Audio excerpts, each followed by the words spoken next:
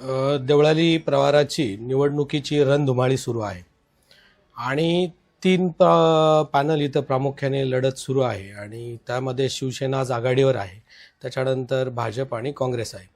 तर एक खेळीमेळीच्या वातावरणामध्ये ही सगळी रणधुमाळी इलेक्शनचं जे काय सभा कॉर्नर सभा असतील हे सगळं सुरू असताना भाजपचे जे माजी नगराध्यक्ष आहे त्यांनी काल थोडंसं वैयक्तिकरित्या टीका केली आणि त्याच गोष्टीवर त्यांचे काही हे होतं की आम्ही 22-0चा पॅनल लावला वगैरे. त्याच्यात खूप मोठं काही काम केलेलं नाही आहे. तुमचे भाऊ आहेत ते आमदार होते, तुम्ही नगराध्यक्ष होते आणि आम्ही एका महिन्यात 15 दिवसात पॅनल करून जवळजवळ पूर्ण पॅनल लावला. एक जागा खाली राहिली, परंतु त्याचं एवढं मोठं काहीतरी भांडवल करण्यासारखं तुम्ही 22 पॅनल पूर्ण लावला म्हणून सगळे निवडणूक जिंकले, हा ज्या आविर्भाव त्यांचा सुरू आहे तो एकदम हास्यास्पद आहे.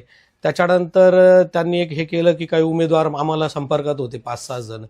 तर मी सांगू इच्छितो आमचा कुठलाही उमेदवार हा कुणाच्याही संपर्कात नव्हता.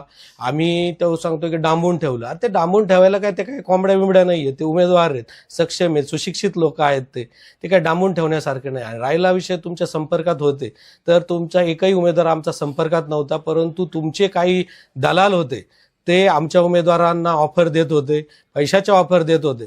परंतु आमचे उमेदवार गरीब जरी असले पैशानी, परंतु त्यांना आत्मसन्मान आहे. आमचा एकही उमेदवार तुमच्या गळाला लागला नाही. त्याच्यानंतर ते पुन्हा काल बोलले की तुमचे बोर्ड पडले. तर जे इथे एक देवळाली प्रवारातून एक सैन्य अधिकारी एक मुलगा झाला, त्याचा बोर्ड लावलेला होता आणि त्याच्या शेजारी आमचा शिवसेनेचा बोर्ड होता. तर त्या आमचा शिवसेनेचा बोर्ड काढला असताना त्याचं मला एवढं दुःख नव्हतं, पण एखादा आपल्या सैन्य दलात जातो, देवळाली प्रवाराला, गावाला, देशाला त्याचा अभिमान असतो त्या मुलाचा, त्याचा बोर्ड काढून त्या जागेवर तुम्ही भाजपचा बोर्ड लावला. म्हणजे हे किती तुमचं विचाराची काय पातळी ही याच्यावरून देवळाली प्रवाराला दिसते. आणि तुम्ही सांगितलं की बोर्डचे पैसे द्या, बोर्ड नीट लावले नाही म्हणून पडतायत. तर आमचा पॅनल हा शेतकरी सर्व पुत्रांचा आहे. मी एक शेतकरी पुत्र आहे, सामान्य लोक, छोटे व्यावसायिक आहेत, सगळ्यांनी मिळून सुशिक्षित लोकांनी केलेला पॅनल आहे. ठीक आहे, आमच्याकडे पैसे कमी असतील, परंतु याच्या आधी कुठल्या ज्या कंपनी लोकांनी बोर्ड आमचे लावले, कुठल्याही एका सिंगल 1 रुपया आमचा बोर्डचा राहिलेला नाहीये. परंतु तुम्हाला मी आठवण करू इच्छितो की तुम्ही जी टुर्नामेंट भरवली होती त्या टुर्नामेंटच्या बोर्डचे, मंडपाचे ते काही पैसे राहिलेत ना, ते तुम्ही देऊन टाका.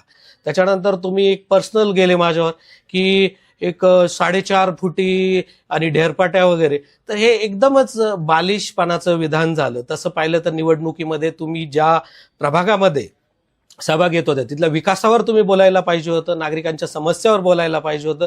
ते सोडून तुम्ही की माझी उंची काढली. माझी उंची 5.5 फूट आहे. आपण मित्र होतो, खूप वर्ष बरोबर होतो. तुम्हाला सिव्हिल इंजिनियर असून 4.5 फुटातला फरक समजला नाही का? म्हणजे बऱ्याच गोष्टी तुम्हाला ते मध्ये जे गाळा मारायची सवय झाली आहे ना, ते उंचीत सुद्धा तुम्ही थोडासा 1 फुटाचा असेल, नाही तर मी टेप देतो, मोजायला तरी या तुम्ही आणि मोजून घ्या माझी उंची किती आहे. आणि उंचीजवळ काही नसतं, बुद्धीचा विकास झालेला पाहिजे. तुमची उंची छोटी आहे, मोठी आहे, 7 फुटाची 6 फुटावर त्याचा बुद्धीचा विकास नसतो.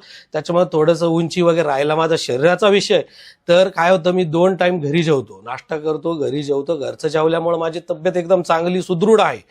त्याच्यामुळे असं काही माझं काय तब्येतीचं काय तुम्ही जास्त काळजी करू नका. परंतु तुम्हाला ते काय डबे खायची सवय इकडचे तिकडचे, मग रोज डब्यावर असल्यामुळे तुमची काय तब्येत होत नाही. डबे खातायत, पालिका खाताय, सोसायटी खाताय, अजून बरंच काय माझ्याकडे बोलण्यासाठी. पण ठेवू आपण आता पुढच्यासाठी काही पण ठेवावं लागेल. काय काय खाताय तर तुम्ही सांगा की ते खाऊन सुद्धा तुम्ही जे एवढं सडपातळ आहे किंवा तुम्हाला जी कडकी भरली आहे ना, तर ती कडकी ही म्हणजे एवढं खाऊन सुद्धा तुम्ही सुधारत नाही. याचा अर्थ विचार करा अजून काय पाहिजे तुम्हाला.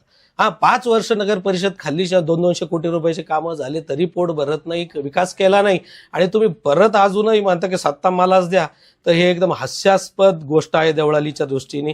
त्याच्यानंतर तुम्ही आणि मला पर्सनल तुमच्यावर काय टीका करायची नाही, नाही तर मला पण तुमच्या शरीराविषयी पण बरंच काय माहिती आहे की कुणाला काय काय कसे कसे आजार झालेत, पण मला तुमच्या पर्सनल गोष्टींवर बोलायचं नाही. त्याच्यानंतर तुम्ही शिंदे साहेबांचा तू कोण शब्द देणारा आणि शिंदे साहेबांनी कशी जबाबदारी दिली.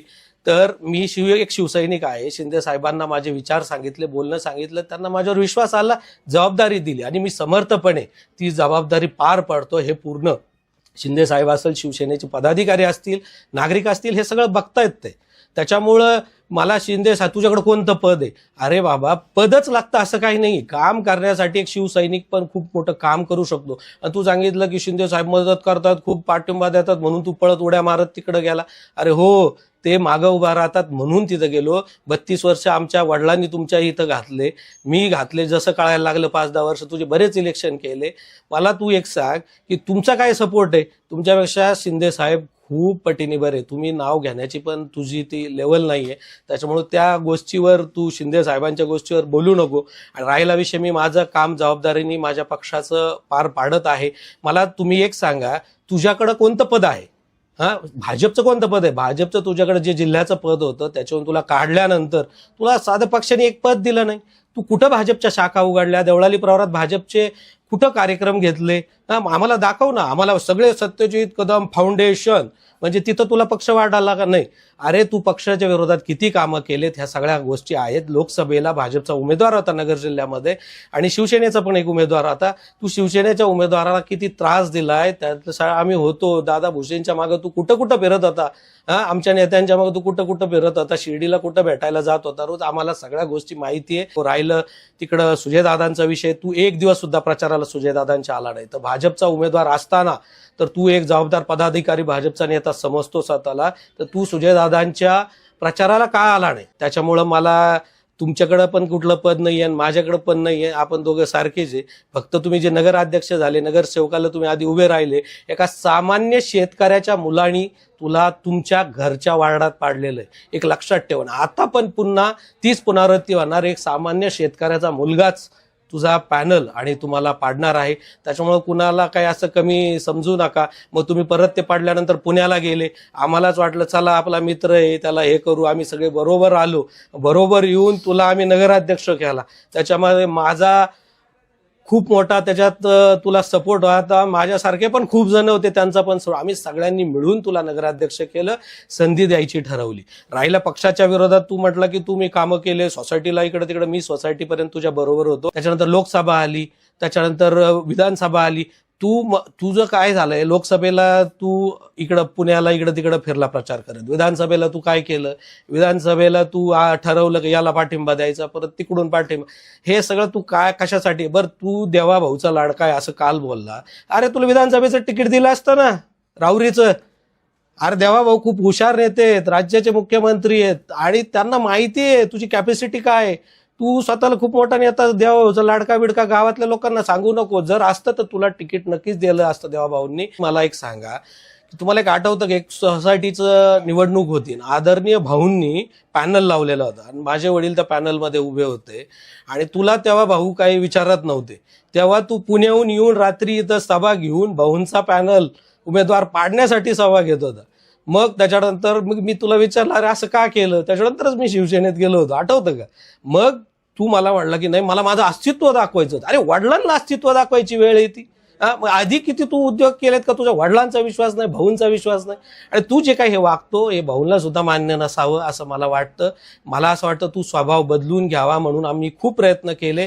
तुला 1 वर्षापासून नगरसेवक सोडत जायला लागले. शेवटी मी गेलो असेल 1 वर्षात. तुला शेवटच्या क्षणापर्यंत तुझं वागणं बदलशील. आज वयस्कर लोक येतात, तू कसं वागतो त्यांच्याबरोबर? मी तुझ्याबरोबर वायानी आहे, तू माझं बॉडी शेमिंग करतो. तर कुणाचे बॉडी शेमिंगवर शरीरयष्टीवर जायचं नसतं. मला एक सांगा, तुला वय कळत नाही, मोठे कळत नाही, छोटे कळत नाही. हा देवळाली प्रवरा एक सुसंस्कृत गाव आहे. तू राजकारणाचं जे काय हे आहे ते बिघडवतोय तू. आता जर तसं बघितलं तर तुम्ही जर बघितलं तर देवळाली प्रवारामध्ये आता कैलासवासी अण्णासाहेब पाटील कदम असतील, गजाबापू मुसमाडे असतील, कैलासवासी आप्पाजी कदम असतील, गणपत नाना असतील, पंढरीनाथ नाना वाळुंज असतील, त्याच्यानंतर कोंडेराम भाऊ मुसमाडे, त्याच्यानंतर मुन्शीबेक इनामदार असतील, भीमराज धूस असतील, कैवारी भीमराज धूस, त्याच्यानंतर आमचे आजोबा विश्वनाथ दादा असतील, बाबूराव दादा असतील, जे आमदार आपले माजी आमदार चंद्रशेखर भाऊ असतील, तर तू सीताराम भाऊ असतील, आसाराम भाऊ किंवा शिवाजी काका माझे वडील असतील. हे सगळं सुसंस्कृत राजकारण चाललं. कधी अशा गोष्टीपर्यंत, पर्सनल गोष्टींपर्यंत तू गेलं नाही आणि तू वातावरण बिघडत आहेस.